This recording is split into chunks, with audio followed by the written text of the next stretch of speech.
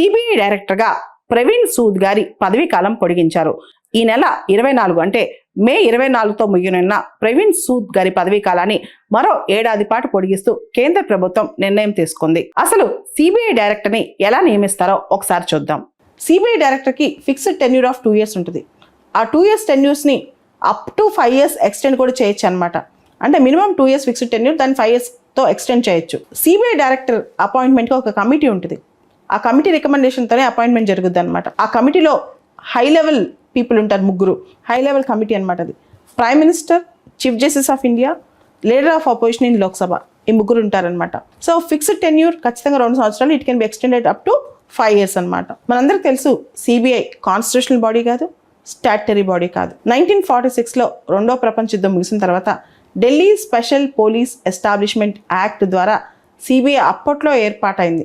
CBI genesis Delhi special police establishment act. మనకి independence రాకముందు దాని స్పెషల్ పోలీస్ ఎస్టాబ్లిష్మెంట్ అనేవాళ్ళు. 1963లో ప్రజెంట్ ఫార్మ్ ఆఫ్ సిబిఐ, అంటే ఇప్పుడు మనం ఏ విధమైతే సిబిఐ కరెంట్ ఫార్మాట్లో ఉందో అది ఏప్రిల్ 1963 నుంచి ఫంక్షన్లో ఉందన్నమాట.